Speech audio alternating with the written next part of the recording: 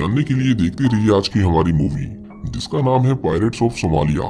इस मूवी की स्टार्टिंग में हम जय बहादुर नाम के एक मैगजीन राइटर को देखते हैं जिसका सपना था एक बड़ा जर्नलिस्ट बनना, लेकिन बिना उसमें अपनी ग्रेजुएशन किए जर्नलिस्ट के लिए अप्लाई कर पाना मुश्किल था। जय बहादुर अक्सर उन टॉपिक्स पर अपने आर्टिकल्स लिखता था जिनके ऊपर ज्यादा लोग ध्यान नहीं देते थे, लेकिन अफसोस उसकी कहानियां कोई नहीं पढ़ रहा था और उसे हर जगह से रिजेक्शन मिल रहा था। कुछ मैगजीन कंपनीज तो उसे लेटर लिखकर भेजती थी ये बताने के लिए कि उन्हें उसका काम पसंद नहीं आया। जय उनके इस तरह के रिस्पॉन्स से बहुत गुस्सा होता था क्योंकि वो दुनिया भर की खबरें छाप रहे थे पर उसकी एक भी नहीं। एक दिन जय अपने घर के बाहर पड़ी बर्फ को साफ कर रहा था, लेकिन पैर फिसलने की वजह से उसकी गर्दन में मोच आ जाती है। जय उसका इलाज करवाने के लिए एक हॉस्पिटल में जाता है और वो नोटिस करता है कि उसके बगल में एक बूढ़ा आदमी बैठा हुआ था। वो दोनों अपनी बीमारी के बारे में डिस्कस करने लगते हैं और बातों ही बातों में वो आदमी जय को अपना नाम सेमोर तोल्बिन बताता है। जय को कुछ देर बाद एहसास होता है कि वो तो एक बहुत फेमस जर्नलिस्ट है जिसे वो अपना आदर्श मानता है। जय उससे मिलकर बहुत खुश था, लेकिन सेमोर को यकीन नहीं हो रहा था कि आजकल के फेसबुक चलाने वाले बच्चे उसके फैन भी हो सकते हैं। वो जय से उसके करियर के बारे में पूछता है जिस पर जय उसे बताता है कि फिलहाल वो मैगजीन्स के लिए छोटे मोटे आर्टिकल लिखता है पर उसका सपना है कि वो एक बड़ा जर्नलिस्ट बने। वो उससे बताता है कि उसे हार्वर्ड कॉलेज में उसकी डिग्री के लिए एडमिशन लेना है और फिर उसके बाद ही न्यूज़पेपर वाले उसे नौकरी पर रखेंगे। ये सुनकर सेमोर उसे कहता है कि जर्नलिज्म के लिए डिग्री की क्या जरूरत है, वो तो तुम वैसे भी कर सकते हो, बस उसके लिए उसे ऐसी ऐसी जगह जाना पड़ेगा जहाँ जाने में बड़े बड़े लोगों के पसीने छूट जाते हैं। जे उसके इस आइडिया के बारे में अपने दोस्त से डिस्कस कर रहा था और उसने डिसाइड कर लिया था कि वो सोमालिया जाएगा। उसका दोस्त उसे कहता है कि वहाँ पर रिपोर्टिंग करके उसे कुछ नहीं मिलेगा और उसे अगर कुछ करना भी है तो उसे वहाँ के टेररिस्ट का इंटरव्यू लेना पड़ेगा, पर वो काम खतरे से खाली नहीं क्योंकि वो रिपोर्टर्स को मारने से पहले एक बार नहीं सोचते। मतलब वो जे को सोमालिया जाने से रोक रहा था, पर जे का मानना था कि वहाँ पर अब डेमोक्रेसी है और शायद वहाँ हालात इतने बुरे नहीं होंगे जितना कि हमें टीवी न्यूज में दिखाया जाता है। पर उसका दोस्त फिर भी कहता है कि वहाँ के आम लोगों की जिंदगी के बारे में किसी को नहीं जानना, इससे बेहतर है कि वो सूडान जाए जहाँ उसे लिखने के लिए बहुत कुछ मिलेगा। अगले दिन हम देखते हैं कि न्यूज में सोमालियन पायरेट्स के बारे में बताया जा रहा था क्योंकि उन्होंने कमर्शियल शिप को लूट कर वहाँ के लोगों को बंदी बना लिया था। अब ये सब देखकर जे थोड़ा डर गया था। एक दिन जे को एक अननोन नंबर से फोन आता है। वो आदमी सोमालियन प्रेस से बात कर रहा था। जब उसे पता चलता है कि जे उनके लोगों के बारे में बुक लिखना चाहता है तो वो बहुत खुश होता है क्योंकि ऐसा करने वाला वो पहला विदेशी था। जे बहादुर को पता चलता है कि जिस आदमी से वो बात कर रहा था वो कोई आम आदमी नहीं बल्कि सोमालिया देश के प्रेसिडेंट का बेटा था। जे को तो यकीन ही नहीं हो रहा था कि उसे इतना बड़ा मौका इतनी आसानी से कैसे मिल गया। वो इसके बारे में सेमोर को बताता है जिसके बाद वो उसे सोमालिया की भाषा सीखने के लिए कहता है जो उसके बहुत काम आने वाली थी। लेकिन जे का सबसे मुश्किल काम अभी बाकी था जो था अपने घर वालों से सोमालिया जाने के लिए परमिशन लेना। वो उनसे थोड़ा डरा हुआ था, लेकिन अच्छी बात ये थी कि वो उसे रुकने के लिए फोर्स नहीं करते, उसे कहीं भी जाने की आजादी थी। इसके बाद जे बहादुर सोमालिया देश के लिए निकल जाता है। उसे बस ये जानना था कि क्या वहाँ के लोग सच में वैसे हैं जैसा कि उन्हें अमेरिकन मूवीज में दिखाया जाता है। जब वो सोमालिया देश में पहुँचता है तो उसके पास एक सोमालियन आदमी आकर बैठ जाता है। जे कुछ देर के लिए वहाँ पर सो जाता है और जब उसकी आँख खुलती है तो वो खिड़की के बाहर देखता है। उसे एक रिपोर्टर दिखाई देता है जिसे कुछ सोमालियन पायरेट्स गोली मार देते हैं। ये देखकर जे जोर से चिल्लाता है और उसे अपने आसपास उन लोगों की लाशें दिखाई देती हैं जिन्हें सोमालियन पायरेट्स ने मारा था और उनके हाथों में उनकी मौत की खबरें थीं। पर जल्द ही बहादुर को एहसास होता है कि ये सब एक बुरा सपना था। एयरपोर्ट के बाहर उसे अब्दी नाम का एक सोमालियन ट्रांसलेटर पिकअप करने आता है जिसे इंग्लिश भाषा आती थी। जे उससे बात करते करते उसे अपने थंब से ओके कहता है, पर अब्दी उसे समझाता है कि यहाँ पर थंब से ओके कहना एक गलत इशारा है जिसके लिए ये तुम्हें जेल में भी डाल सकते हैं। अब्दी उससे पूछता है कि वो यहाँ किसके बारे में लिखना चाहता है। जब जे उसे बताता है कि वो यहाँ समुद्री लुटेरों के बारे में लिखने आया है तो अब्दी उसे समझाता है कि वो लोग खुद को समुद्री लुटेरे नहीं बुलाते, वो खुद को कहते हैं समुद्र के रखवाले और उनके पास बहुत सारा पैसा है। रास्ते में एक सोल्जर उसे जे के सिर पर हाथ मारकर उसे कार रुकवाने के लिए कहता है क्योंकि उसे ड्रग्स लेने थे। सोमालिया में उसे खाद कहते हैं और जे को पहली बार पता चला कि वहाँ पर ड्रग्स सब्जियों की तरह बिकते हैं। अब्दी उसे कहता है कि ये हमारे देश की बहुत बड़ी समस्या है, लेकिन उनके नए प्रेसिडेंट जल्द इसका कोई हल निकाल लेंगे। वो सोल्जर जे को भी ड्रग्स खाने के लिए कहता है। जे पहले तो मना करता है पर उसे मजबूरन खाना ही पड़ता है। इसके बाद वो दोनों प्रेसिडेंट के बेटे के पास जाते हैं जो उस शहर में एक न्यूज रूम चलाता था। उसकी सोच बाकी सोमालियन लोगों से अलग थी। उसका मानना था कि सोमालियन पायरेट्स सच में बुरे होते हैं जो उसके देश की इमेज को पूरी दुनिया के सामने खराब कर रहे हैं और उन्हीं की वजह से कई देशों ने उनसे अपने संबंध तक तोड़ दिए थे। वो जे से कहता है कि वो अपनी तरफ से पूरी कोशिश कर रहे हैं ताकि वो पायरेट्स की लीडर जिसका नाम बोया था वो उससे समझौता कर सके, पर ऐसा कर पाना इतना आसान नहीं था क्योंकि लोग उसे सोमालिया का रॉबिन हुड समझते हैं जो गरीबों की मदद करता है और उन्हें खाना देता है। लेकिन उसकी सच्चाई सिर्फ हमें पता है। इसके बाद वो जे को अपने फादर यानी सोमालिया के प्रेसिडेंट से मिलवाता है। प्रेसिडेंट और उसका परिवार पिछले 8 सालों से ऑस्ट्रेलिया में रह रहा था, पर उसके लोगों ने उन्हें वापस अपने देश में लौटने की रिक्वेस्ट की ताकि वो यहाँ के हालातों को सुधार सके। प्रेसिडेंट उससे पूछता है कि क्या यहाँ आते वक्त तुम्हें एक भी स्कूल दिखाई दिया, जिसका जे जवाब देता है कि नहीं, उसने एक भी स्कूल नहीं देखा, क्योंकि इसका कारण ये था कि वहाँ के बच्चों के रोल मॉडल्स वो पायरेट्स हैं जो समुद्र में जहाजों को लूटते हैं, ना कि कोई मेरे जैसा पढ़ा लिखा सभ्य इंसान। वो जे से पूछता है कि उसने अपनी किताब का नाम क्या रखा है, लेकिन अभी तक जे ने उसके बारे में कुछ सोचा नहीं था। वो कहता है कि पायरेट्स ऑफ सोमालिया नाम कैसा रहेगा, पर प्रेसिडेंट को वो पसंद नहीं आता। हम देखते हैं कि उन्होंने जे की सिक्योरिटी के लिए पूरा इंतजाम कर रखा था। उन्होंने उसके लिए इंटरनेट भी लगवाया था, जो सोमालिया देश में बहुत कम लोगों के पास होता है। जे का कमरा पूरी तरह से लॉक था, उसे खिड़की तक खोलने की परमिशन नहीं थी क्योंकि इससे उसकी जान को खतरा हो सकता था। जे उस रात वहीं पर सोता है। अगली सुबह जब उसकी आंख खुलती है तो उसके कमरे में बहुत अंधेरा था। हालांकि उसे खिड़की खोलने से मना किया गया था, लेकिन फिर भी वो उसे खोलकर बाहर का नजारा देखने लगता है। बहादुर वहाँ के लोगों को रिकॉर्ड कर रहा था और तभी उसे वहाँ पर एक लड़की दिखाई देती है जो बार बार उसे देख रही थी। अब्दी उसे बताता है कि उसका नाम मरियम है और वो गराड की वाइफ है। गराड एक बहुत बड़ा समुद्री लुटेरा था और उसने बहुत सारी लड़कियों से शादी कर रखी थी जो उसके लिए एक हाथ बेचने का काम करती हैं। जे उस आदमी का इंटरव्यू लेना चाहता था, पर अब्दी उसे बताता है कि वो आदमी बहुत खतरनाक है, इसीलिए बेहतर यही है कि वो उससे मिलने की ना सोचे। अब्दी उसे बताता है कि हमें बोया मिल गया है और आज हमें उससे मिलने जाना है। वो उससे जितने सवाल पूछना चाहता है पूछ सकता है। इसके बाद वो दोनों बोया से मिलने जाते हैं। जे उसे रिक्वेस्ट करता है कि अगर इनमें से कोई उसे गोली मार दे तो वो उसकी बॉडी को उसके देश वापस पहुंचा दे, पर अब्दी उसे कहता है कि वो चिंता ना करे, ऐसा कुछ भी नहीं होगा। इसके बाद जे बोया से बहुत सारे सवाल पूछता है, जैसे कि वो जहाजों को कैसे लूटते हैं, वो अपने लोगों को ये सब करने के लिए कैसे मनाता है और बहुत कुछ। लेकिन जे को उस इंटरव्यू से एक बात समझ आती है कि वो मानने को तैयार नहीं कि वो कुछ गलत कर रहे हैं। जे उसका इंटरव्यू ले ही रहा था कि तभी बोया वहाँ से उठकर चला जाता है क्योंकि उसे जे से ड्रग्स चाहिए थे जो जे अपने साथ नहीं लाया था, क्योंकि उसे पता ही नहीं था कि इस इंटरव्यू के बदले उसे ड्रग्स देने पड़ेंगे। जे हर दिन अपनी किताब में कुछ न कुछ लिख रहा था और साथ ही साथ वो अपने देश में एवरिल नाम की एक लड़की से बात करके उसकी लिखी किताब के लिए एक पब्लिशर ढूंढ रहा था जो उसकी बुक को छाप सके। एक दिन जे अपनी बुक के ऊपर काम कर रहा था और तभी उसे मरियम दोबारा से दिखाई देती है। वो बिना किसी को बताए उसके पीछे चला जाता है। जे उससे गैराड के बारे में पूछता है और उसे पता चलता है कि मरियम को इंग्लिश बोलना आता है जो उसने अमेरिकन मूवीज को देखकर सीखा था। जे उसे अमेरिकन फिल्मों के बारे में सवाल पूछने लगता है, जिस पर मरियम उसे बताती है कि अमेरिकन जो सोमालियन लोगों पर फिल्में बनाते हैं वो उसे बिल्कुल पसंद नहीं, क्योंकि उसमें हमें बस एक लुटेरा ही दिखाया जाता है और कोई इस देश के आम लोगों के बारे में बात नहीं करता।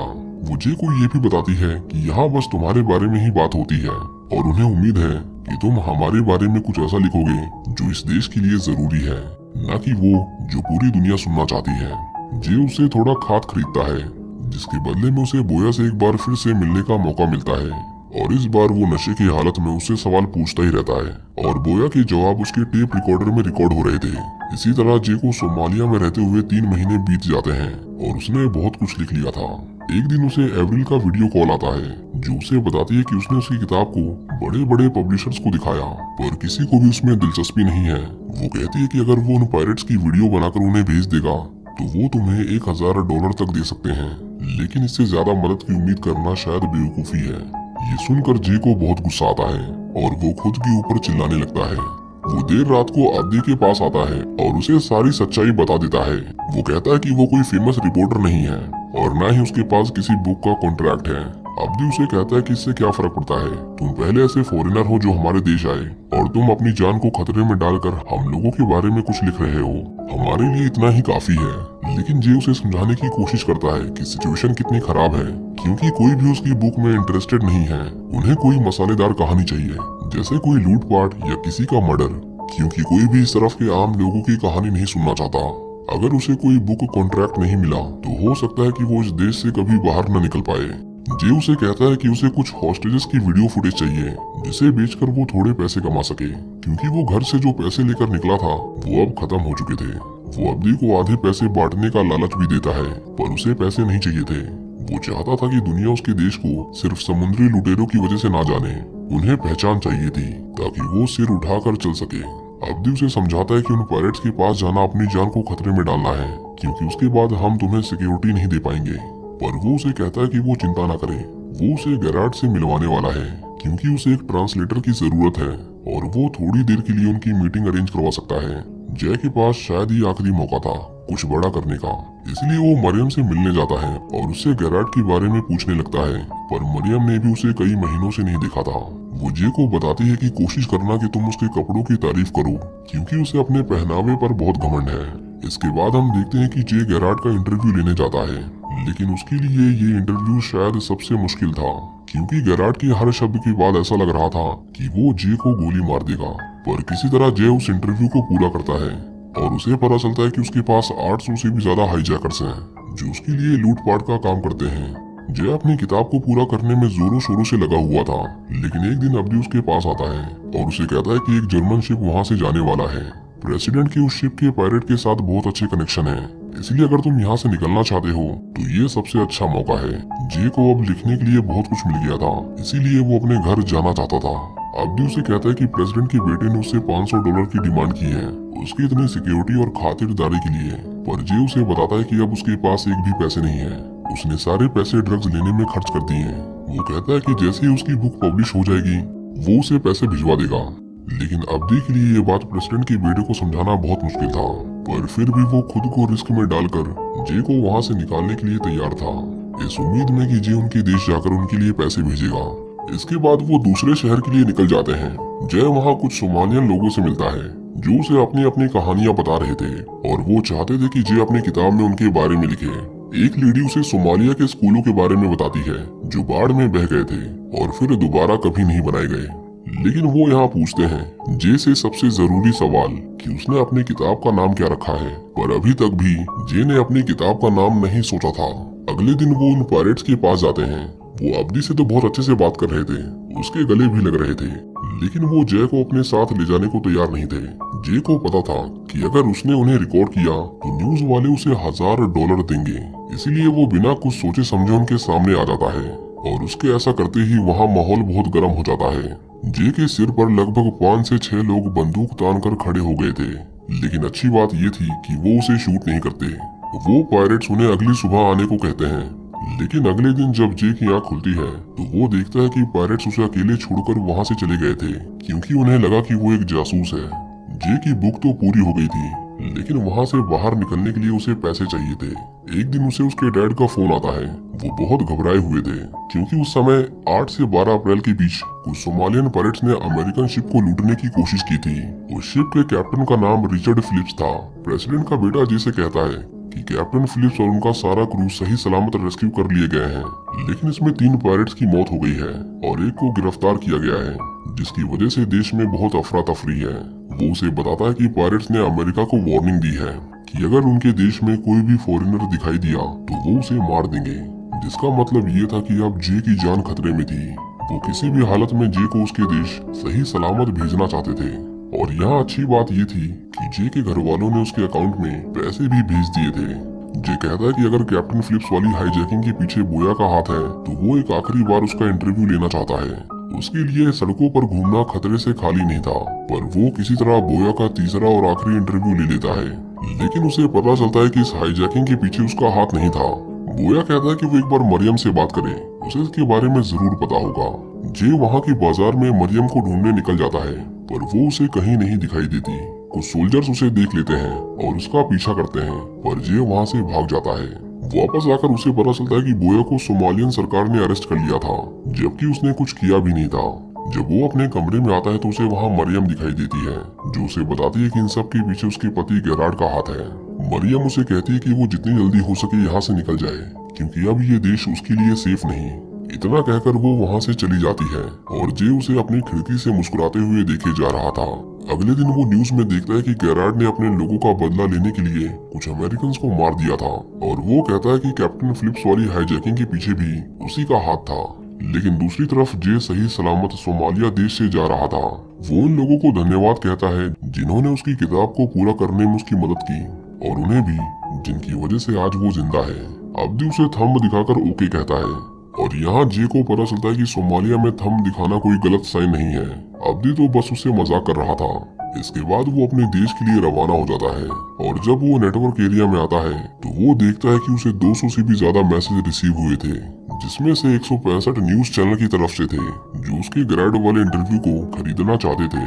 उसमें से 8 बुक पब्लिशर की तरफ से थे जो उसकी लिखी किताब को छापने के लिए तैयार थे और इन सब के लिए उसे मुंह मांगे पैसे मिलने वाले थे, क्योंकि उस समय अमेरिका और सोमालियन पायरेट्स के बीच में बहुत तनाव था। वो हर उस शिप को लूट लेते थे जिनके ऊपर अमेरिकन फ्लैग होता था। जब जे एयरपोर्ट पर उतरता है तो CSIS का एक एजेंट उससे सोमालिया के बारे में पूछने लगता है, क्योंकि अमेरिकन को उसके बारे में कुछ नहीं पता था और यही कारण था कि जब भी वो समुद्र में जाते थे वो पायरेट्स उन्हें लूट लिया करते थे। जब जे अपने घर आता है तो उसका बड़े धूमधाम से स्वागत किया जाता है। उसकी लिखी हुई बुक इंटरनेशनल बेस्ट सेलर बन गई थी, इसीलिए 2013 में उसे CIA के साथ बैठने का मौका मिला जो उससे सोमालिया के बारे में बहुत कुछ जानना चाहते थे, क्योंकि उसके बाद वहाँ कोई अमेरिकन नहीं गया था जो उन्हें अंदर की बातें बता सके। जे बहादुर उन्हें बताता है कि सोमालिया के लोग नहीं चाहते कि अमेरिकन उनके बंदरगाहों की पूजा करें या उनके सामने झुके। वो बस चाहते हैं कि उन्हें भी एक पहचान मिले, हम उनके कल्चर को पहचाने। वो चाहते हैं कि उनका देश सिर्फ समुद्री लुटेरों के लिए ना जाना जाए। जे उन्हें कहता है कि अगर वो उन पायरेट्स को छोड़कर अगर वो हमारी डेमोक्रेसी के बारे में लिखता तो शायद वो अपनी बुक की एक कॉपी भी नहीं बेच पाता, क्योंकि लोग सोमालिया के लोगों के लिए अपना नजरिया नहीं बदलना चाहते। इसके बाद हमें दिखाया जाता है कि जनवरी 2013 में US गवर्नमेंट ने सोमालिया की सरकार के पास शांति प्रस्ताव रखा और ऐसा पिछले 20 सालों में पहली बार हुआ था। जय बहादुर सिर्फ 24 साल का था जब वो सोमालिया गया था और 2009 में उसके वापस आने के सिर्फ 1 महीने बाद ही एक रिपोर्टर को सोमालिया के पायरेट्स ने किडनैप कर लिया था, वो भी पूरे 1 साल और 4 महीने के लिए।